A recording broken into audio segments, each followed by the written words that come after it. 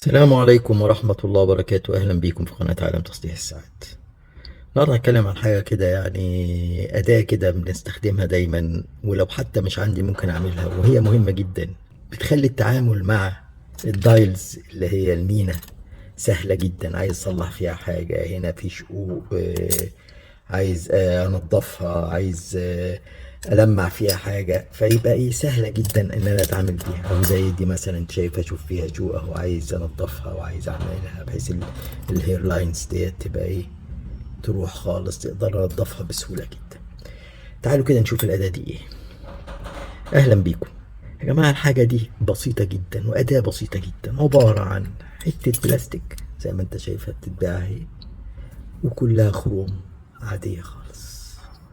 وهنقول ازاي نعمل واحدة زيها، سهلة جدا. دي بتتباع ومش غالية، بظن ب3 دولار 5 دولار، حاجة بسيطة جدا يعني. طيب دي بتفيدني في ايه؟ دي نقدر نحط عليها الدايل زي ما انت شايف. طبعا الدايل ليه فوتس بتبقى موجودة هنا، فيت دام كده، بروزات زي ما انت شايف. اي دايل بيبقى فيه كده نحاس، سهل جدا عشان كده تقدر تلحمها بسهولة، نحاس في النحاس اهو. زي اشكال بقى، ممكن يبقوا 2، ممكن يبقى 3، ممكن يبقى 4 على حسب. بتيجي تحطها هنا. انا عايز انضف ده، طيب انا احطها كده زي ما انت شايف اهو، دخلت كده خلاص، لان في خروم كتيره جدا فهتيجي في اي واحده. وابتدي اتعامل معاها بقى. عايز انضفها باسبرتو، بكحول، عايز انضفها باي حاجه، تبقى سهله جدا بالنسبه لي اهو. زي دي كده مثلا اهي، واحده تانية اهي، خلاص. بتبقى سهله جدا برضو ان انا اتعامل معاها وانضفها، وتبقى سهله خالص اهي. حاجه تالتة اهي زي ما انت شايف، خلاص بقت ماسكه اهي، بقت ماسكه، ما اقدرش ايه، زي ما انت شايف ما تتحركش، بحيث انا اقدر انضف، اقدر اكتب عليها، اقدر اصلح. مثلا هنا في خطوط مش موجوده كويسه، فاقدر اصلحها وارسمها بسهوله، يعني تبقى كل حاجه سهله من ده. طب انا ما عنديش دي، حاجه بسيطه جدا يا جماعه، حاجه بسيطه جدا اهو. شوف ماسكه ازاي وجميله اهو. ده بنشيلها بالايه، بالمفك اهو، جميله اهو. اي حاجه تخينه شويه، ولو كان اضخم من كده يبقى اجمل كتير جدا. حته حديده الومنيوم سهله جدا اهو، بنحطها كده على حاجه ونحط عليها دي، وخروم كبيره اهي، خلاص بقت ثابته وجميله، ومبقاش فيها اي حاجه. ويمكن دي اسهل من واجمل من نلاقي معموله خروم صغيره او كده، بس هنا بيديك مجال كبير في الحركه، لو كانوا هما 3 فيتس او 4 فيتس او كذا اهو. بص هنا، انا بس اقول لكم الحاجات اللي الواحد بيلاحظها، يعني بحيث تبقى ايه،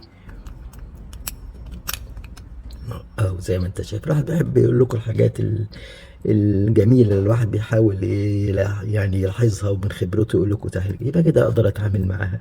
عايز أصلح حاجة هنا، عايز أعمل خط صغير هنا، عايز أرسم حاجة، تبقى سهلة جدا علينا أهو، سهلة جدا، وحاجة بسيطة أحسن من دي كتير جدا وأسهل. بس الواحد لازم يفكر أهو. واحدة تالتة، ليه؟ لان الخروم الكبيره دي مديالي فرصه انها تدخل في اي حاجه، فتبقى ثابته وجميله جدا. ولو اصغر من كده يبقى كويس، عشان ميبقاش فيها اي حركه، بس اشتغل فيها وانضف فيها واشيل الهير لاينز اللي موجوده هنا، وتبقى جميله جدا. طب نعملها ازاي دي؟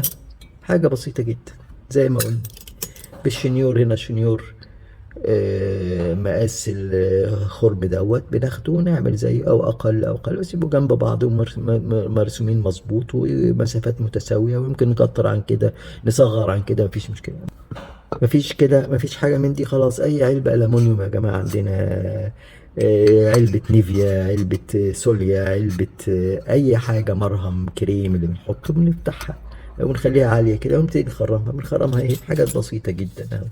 زي ما انت شايف، بيبقى عندك اللي هم البونط، دي 1 ملي زي ما انت شايف اهو، مكتوب عليها 3 دولار زي ما انت شايف.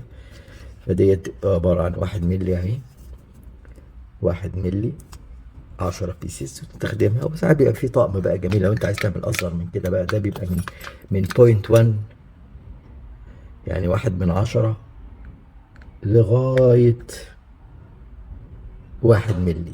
يعني جميل جميل جميل جميل جدا، لدرجة هنا انت متبقاش شايف لا فين دي يعني حاجة صغيرة جدا، 1/10 زي ما انت شايف، حاجة صغيرة جدا، وهنا بعديها 0.2 0.3 0.4 5 لغاية 1 ملي، يعني رائعة.